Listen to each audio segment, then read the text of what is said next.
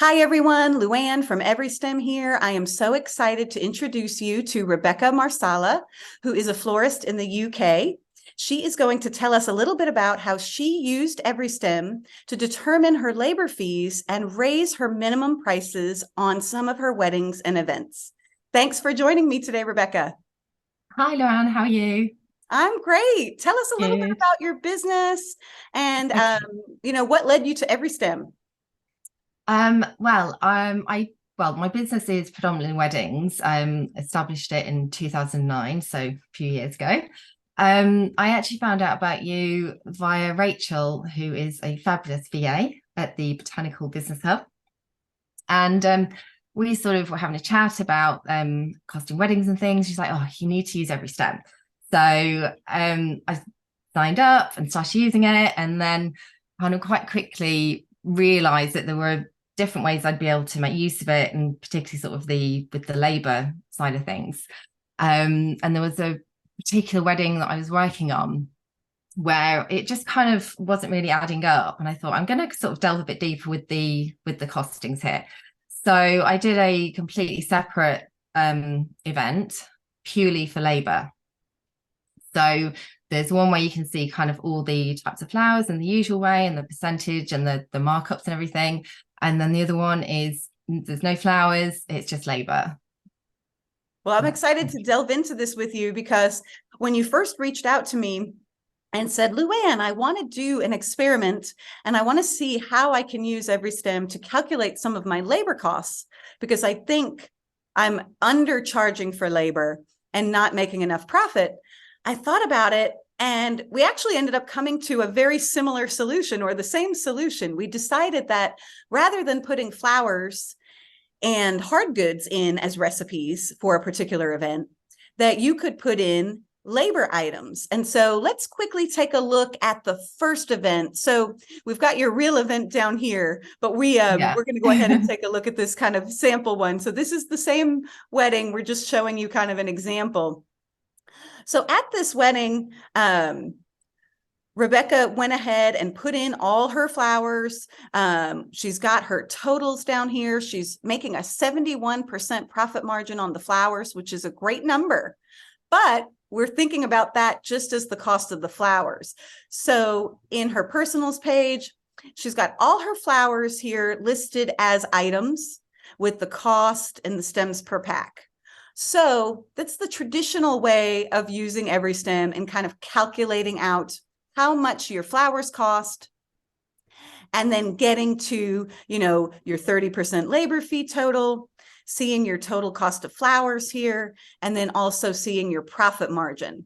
So if we're looking at this from kind of a superficial view, we're thinking we're going to make $1,100 or 1,100 pounds on this wedding.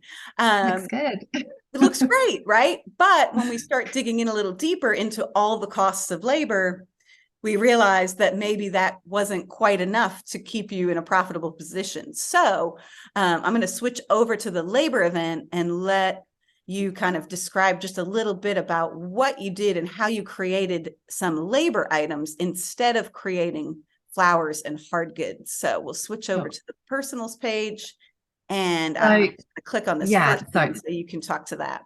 yeah, so I obviously put myself in at a higher rate than perhaps a freelancer, but this is a relatively small wedding, so I knew that I would definitely be working on it. So I have to account for, for my wage, and I don't think that's extortionate for my experience and ability. So Mhm. I priced myself in at 40. The markup on here actually is set to one. So although it says secondary, it's actually just it's not multiplying, it's just one. Right. So we're just looking at the actual cost of Yeah, the so this labor isn't, because we're taking a yeah, one times markup. Right. yeah. So normally secondary sundries, I'd put just times two, but I Hmm. set this secondary at one. Perfect. So I've put myself in at making the bridal bouquet. It's nothing particularly complex. I've just allowed an hour for that because, by the time you kind of spent some time, a bit of, a bit of kind of tweaking and whatnot, even if it's a very simple design, an hour is realistic. Perfect. And Yep. then Yeah, bridesmaids bouquets, I've put those in for my freelancers to do, and I've allowed half an hour because by the time you've bound the ribbon off and things, might take you 5 minutes, but again, there's some tweaking and you've got to be realistic. Yes. So that's kind of where those ones are. This page is sort of quite simple, really, quite straightforward. It's more when you get towards, yeah, sort of ceremony and then the travel and venue costs and consultations. So you did that for ceremony, reception, and then you went to this really interesting page of travel and venue costs. And I know you wanted to tell everyone a little bit about how you set this up, because this one is the one where the hidden costs kind of come into play of, well, what am I really doing? Because it's not just making the designs, right? It's all the other things that go into prepping, planning, and executing the wedding, right? Exactly. So again, I've just put myself in a freelancer, and I've put in there travel to venue. So this venue is about 45 minutes away, so 3/4 of an hour. So I've done 0.75 to correlate with 3/4 of a whole. That makes sense? Perfect. Yeah. So about 3/4 of an hour, we're going to put a 0.75 in. It's almost like if we were going to do a bunch of flowers, it's kind of the same way, right? Yeah. A 0.5 would be half an hour, 0.75 about 3/4 of an hour, and then 1 would be a full hour. So the one for unloading the van is about half an hour. Yeah, it's not a particularly wedding. Yeah, it wasn't a particularly big wedding, but it all adds up. So then set up, so there wasn't a kind of it's like a big long banquet table, this wedding, so there was only a certain amount of prep we could do at the studio. The rest of it needed to be on site. So then after the ceremony, we have to wait to move some of the flowers from ceremony to the wedding breakfast room. Right.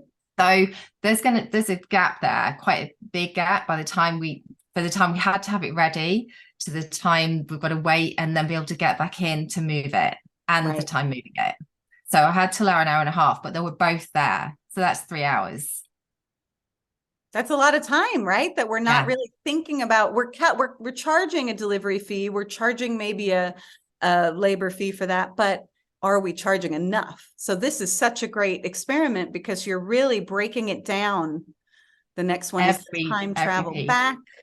So we're going to go back to the studio, unload. So the freelancer, just let them unload, and then a bit of a studio clean afterwards, get everything tidied up, put away.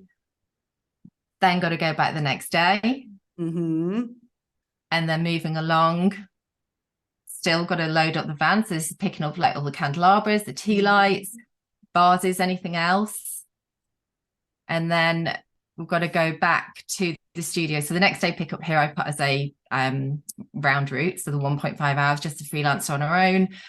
And then back at the studio, unload it, clean it all, put it away.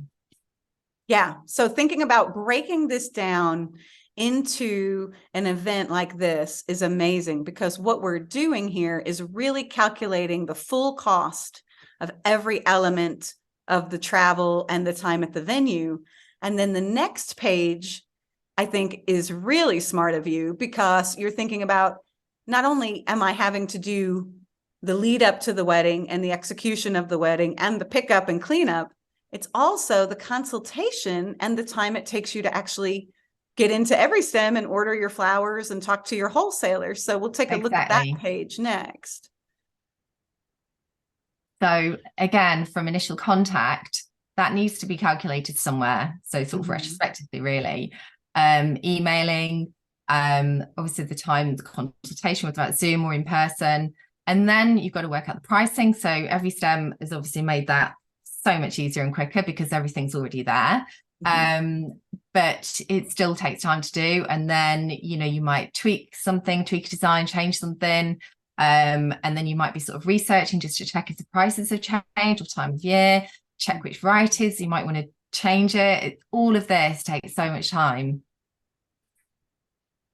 It sure does. And then, you know, getting through all of that and then even processing the flowers. I see you have that on there as well, which that can be a little bit time consuming too, depending on, you know, if it's a smaller wedding, like you said, this one was, it's almost like bigger the wedding, the longer time it takes. But you're Exactly. also, as we were saying before, when we're charging a 30% fee, or we're charging the bigger the numbers or the bigger the price, the percentage goes up. So on a smaller wedding, this can almost be where you can kind of get Yeah. pinched, right? Yeah, exactly. So this is where so again, like we said, the small ones are the processing the flowers in a few hours, but some of them might take much longer. It might be all day. It might be 2 people doing it for 6 hours. That's 12 hours labor. And also then you might have to do like reflexing of roses and things like that. Like that is a lot of time. And also, like you said, when you're then going to the bigger weddings, there's some areas of the cost that kind of will sort of even out, and then there's others that are, like you said, they're going to have a bigger impact. So that's where we sort of played around with the times markup on the flowers versus the percentage of the labor. Mm-hmm. And so once you went through and calculated all this and added all of these, now this is basically a template that you could use for future weddings. And you can kind of put in, Exactly. maybe not every wedding, obviously you don't want to do this for, but, maybe every No. couple months or twice a year, you might want to kind of put in some numbers and say, is this really enough? Am I charging enough to Yeah. cover all of these costs? Yeah. Yeah, that's it. And if there's a wedding that is particularly, substantially bigger than perhaps you'd normally do, it's definitely going to be worth doing for that as well. Right. And making sure between the markup that you're charging and the labor fee that you're charging, that it's going to cover all of these costs. So let's take a Yeah. look at the summary page. We'll kind of roll it up. I'm going to move this up just a bit so we can see the totals here. So this is at a 1 times markup. We're going to kind of ignore this profit margin because we're just doing this for an example. So if you're looking at this profit margin, don't worry about that.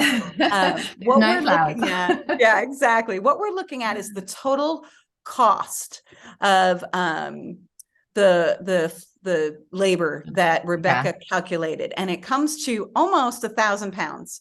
So she is spending almost $1,000, £1,000 just on the labor for this event. So we're going to keep that in mind when we go back and look at the actual event next. So this is a process that anyone can do using EveryStem. You basically just change the markup and change the items. So you'll create an item for yourself, create an item for your freelancers or your employees, and then basically go into the event details, and you'll see that Rebecca has her secondary markup set to 1. And these items are set to her secondary markup. So that way she's just looking at the cost. Her $40 an hour fee times 1 is going to be $40 an hour. So this is basically just looking at those costs. If anybody has questions about that, you can reach out to me and I'll help you get it set up. Yeah, because also I did a little exercise of putting the freelancer at 1.25, just so there was a tiny bit extra on there as well. So you can sort of play about with if you want to make a little bit there as well. Definitely. Yeah. I mean, you could definitely do this where, if we're paying payroll taxes, like we've got a freelancer here, but let's say, as a shop owner in the United States, for me, I had to pay payroll taxes on my full-time employees. So if I had a full-time employee, I might want to put in their rate, but then I might want to bump it up to like a 1.5 or a 1.75 because I have to pay my payroll taxes. Maybe we're buying this person lunch, maybe we're, so bump it up a little bit. That way we know we're covering all our costs, right? Need to cover the coffees. Exactly. We can't just work on no fuel at all, right?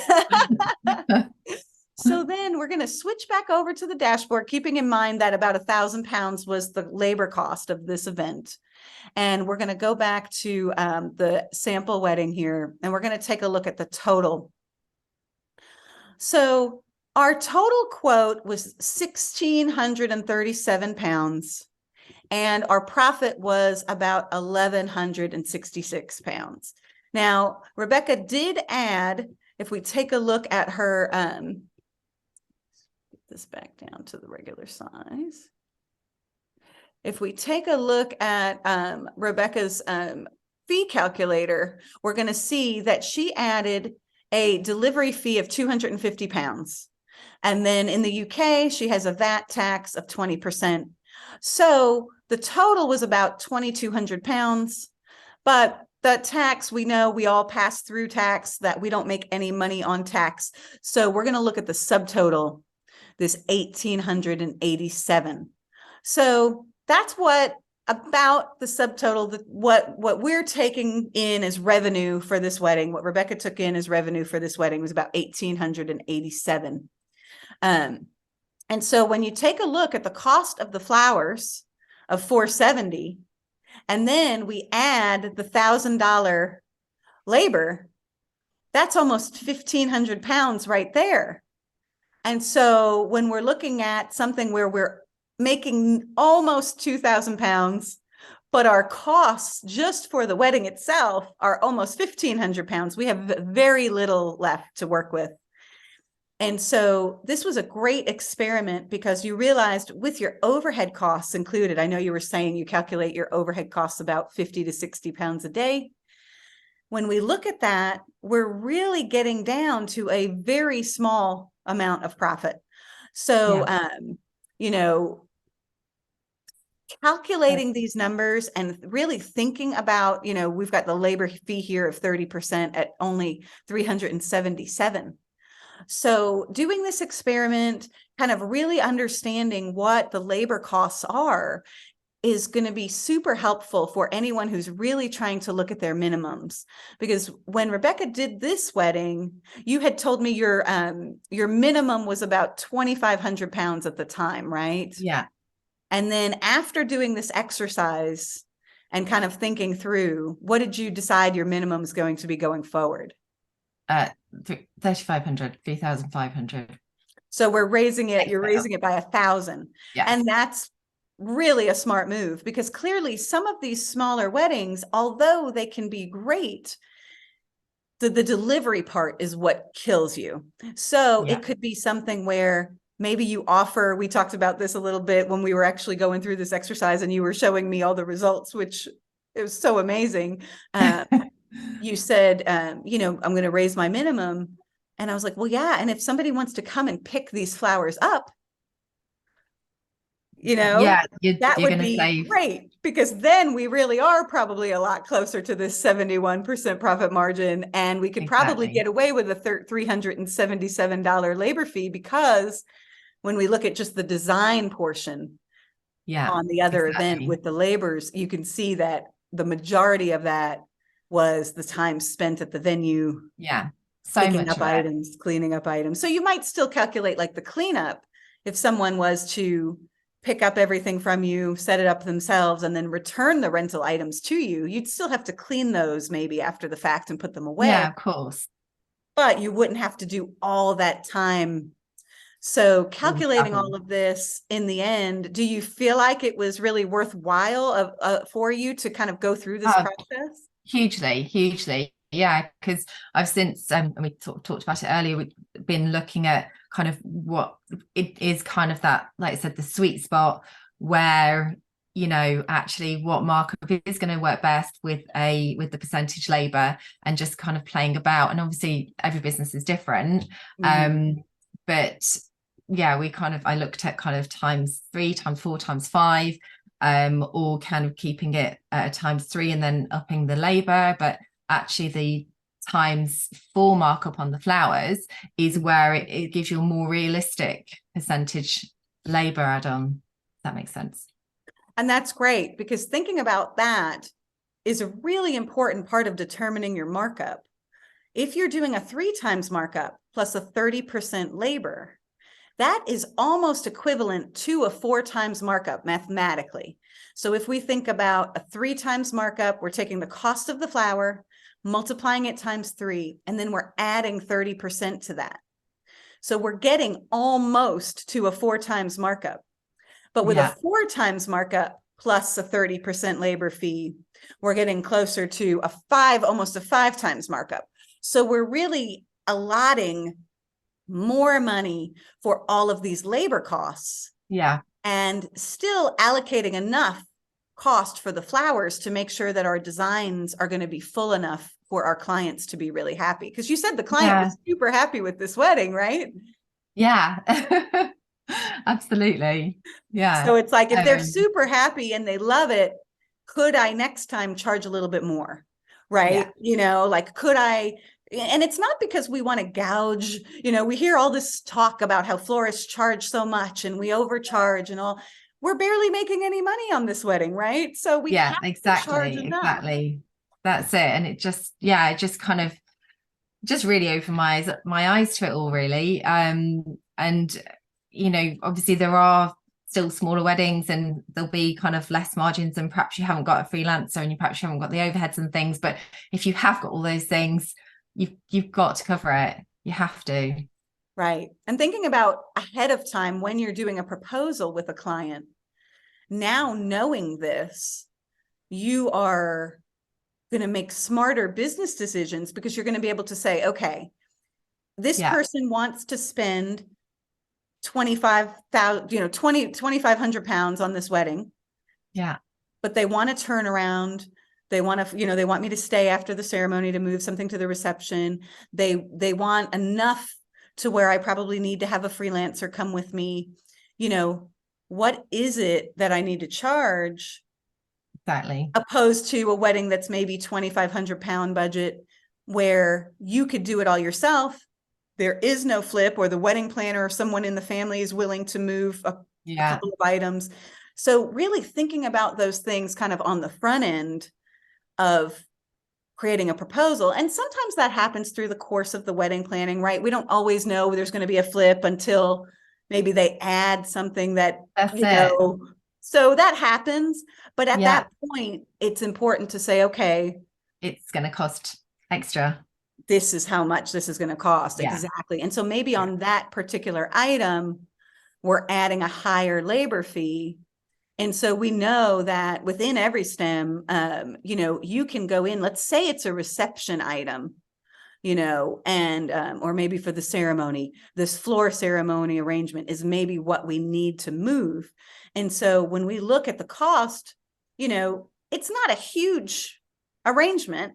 It's a beautiful design. It's a, almost $600 arrangement. Maybe what we need to do is significantly raise this percentage for this one design. So maybe this needs to be a 50%, or, let's see what happens when we change it. It goes from, 500 and change to 657. So really adding that, that labor fee, or raising that labor fee, can be really nice. And adding that extra time that you're there for that particular item. So there's always that as an opportunity. And then in the supplies line, we can also add flat dollar amounts here as well. So, if you're doing an experiment and you're saying, okay, well, what if I wanted to add an extra $200 to this arrangement, just so that I could cover my time for the flip? We can add that, and now we can see that we need to charge 769 instead of just the 500. Definitely. So all these options of being able to change the percentage of labor, or to add a flat dollar amount, even though it says supplies, we can use this for anything, right? As long as we know what we're using it for. So those are two ways to really raise the price of the design and cover the costs in a particular added arrangement. But that's a great idea, using the supplies. And overall, as well. I think, we all have had these weddings. I mean, I know I've had these weddings where I've, kind of underestimated the amount of time or the amount of work it's going to be. I mean, I've done some very small weddings where I feel like, okay, going into this, it's going to be, I'm going to get there. 2 hours later, I'm going to be going home. And then what happens? The tables aren't there. The linens aren't there. I'm waiting for 2.5 hours just for the caterer to show up, and I can't leave. I'm not going to leave without setting it up, because that's what I agreed to do for my client. And so that really eats in to some of the profit. And we can't always predict the future and know that that's No, going to happen, but we can definitely calculate and make sure that we're charging enough overall to kind of cover that's that, it. you know. And if you know, if you have kind of allowed for all those other areas of labor costs that you know about, if something unforeseen happens, then it's not quite as bad a hit. If there's kind of 2 or 3 people waiting around for an extra hour, it's like, okay, well, the rest of it's covered, you know, it's just, it all helps. Exactly. Yeah. And so I'm going to go back really quickly to the labor event and just let everybody take one more look at some of the categories that you put in. And if anybody has questions about this, if you're an EveryStem member and you're actively, you know, trying to get this going, reach out to me. I can help you. I can share some of the headers that Rebecca has listed here, but some of the travel and venue costs, we've got travel time to the venue, unloading the van, the actual setup, any kind of turnaround or flip between the ceremony and the reception, traveling back to the studio, unloading, cleaning up, any kind of pickup, you know, whether it's the next day or at midnight that night, Yeah.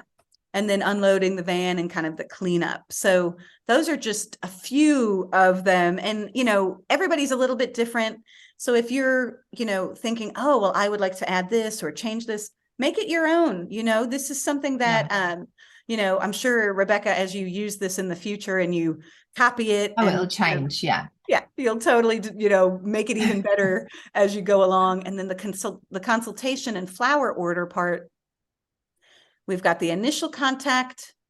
And this is kind of, you know, something that we think about. We say we do free complimentary consultations, but, you know, this is really part of the cost of what we're offering for the client. So this is something Yeah. that's really important to think about.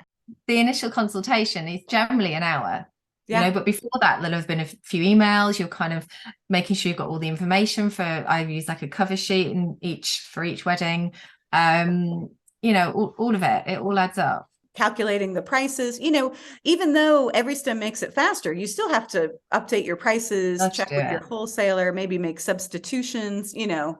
And and also you've got to think about how many stems you're going to use for each design. If it's a design you haven't done many times, you might have to do a sample. I've done a few sample displays this week for weddings to check my allocations.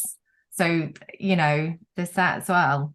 Exactly. Yeah. I mean, a lot of times when you're thinking through it, you know, even just making something that has like, you know, some leftovers from a different wedding, even if they're not exactly the same flowers, just kind of looking at the size and proportion and things can be really helpful, making sure it's going to fill the space. And there's so much about, if it's an installation, how we're going to actually, you know, hang it from the ceiling, or how we're going to make sure the wind doesn't blow it away if it's outside, you know. Yeah, actually, in the studio at the moment, I've got it's going to be like from a staircase and sort of draping down the front, and I've actually done sort of a bit of a recce of that this week, and I've used artificial luckily because I had them, but it's about 30 hydrangeas just in the one piece, the section that I've done, and it's going to be much bigger.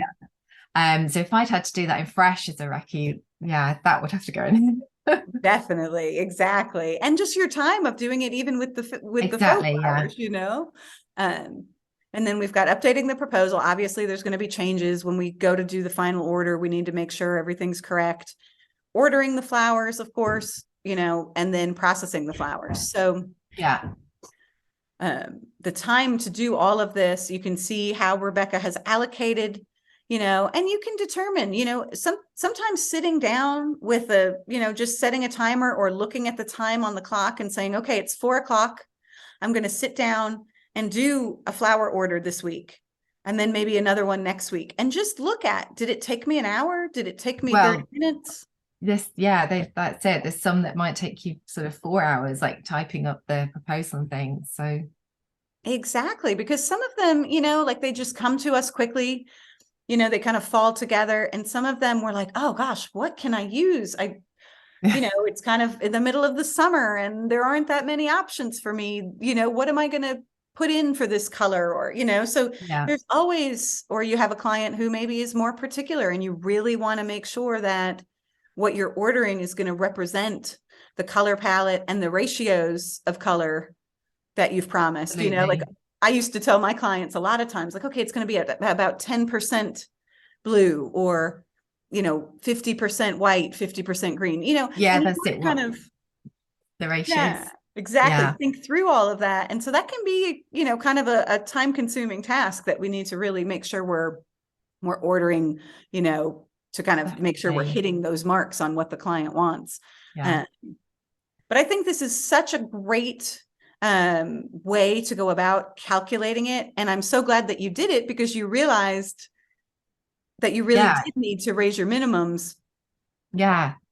Been a huge help. Really, as I said, eyes wide open, you know.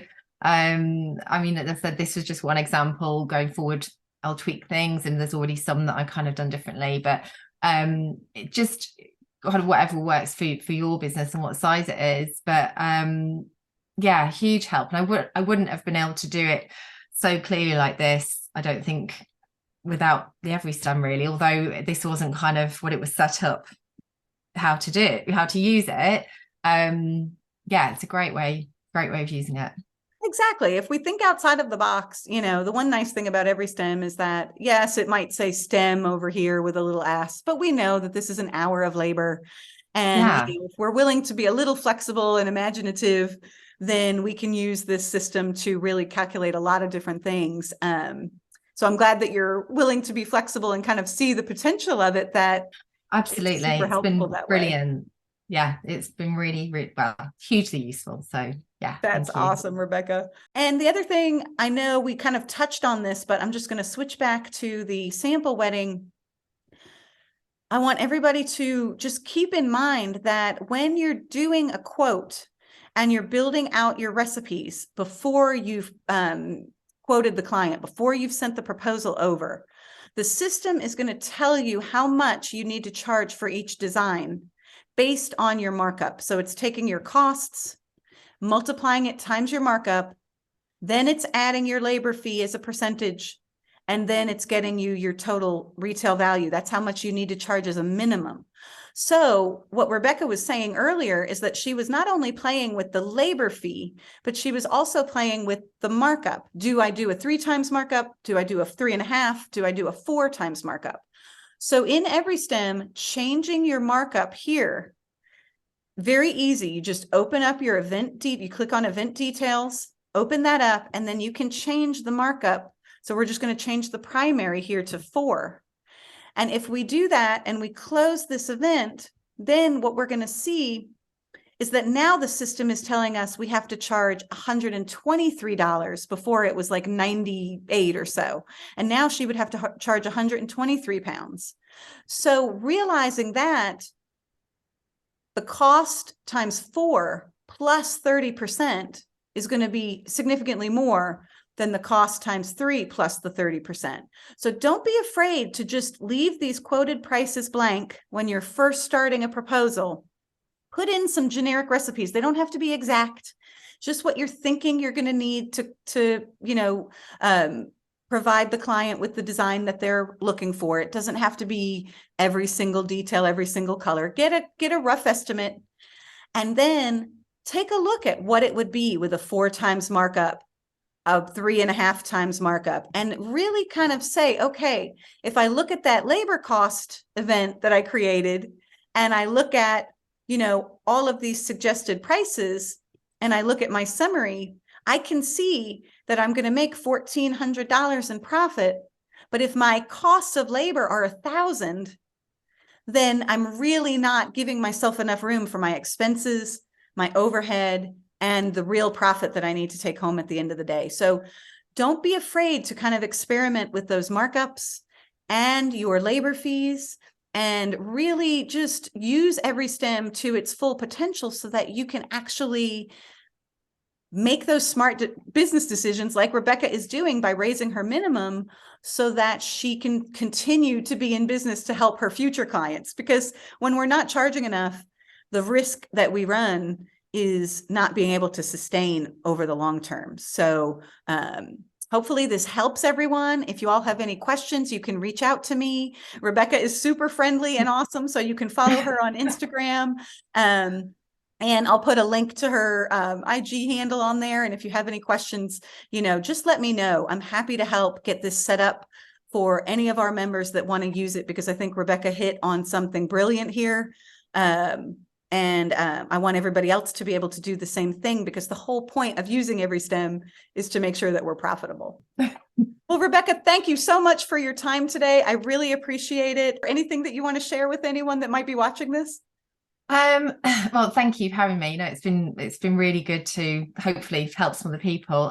But yeah, I think again, sort of looking just then when you're changing the markup, for example, that bridal bouquet is a very small bouquet. So percentage wise, the bigger things are, the more you're going to have. So yeah, just look at that as well, not just flat times and percentage, and it's kind of weighing it all up. But yeah, you can do it all on here. That's awesome. Well, I really appreciate you taking the time to share this with everybody, and that you're willing to kind of show your numbers and, be someone who's really willing to lift up the community of floral designers through sharing this information. Because, when I first started out as a designer, not a lot of people wanted to share. And so I really appreciate you taking the time to do this. Yeah, you're very welcome. I hope it's of use, and thank you for having me. Awesome. Well, if anybody has questions, hit me up, and we'll stay in touch. We'll keep sharing as much. So if you have something that you learned about EveryStem, or a way that you're using it that you want to share with everyone, let me know, and we'll do a Zoom so that we can keep sharing, and that as a community, we can really help each other to better our businesses.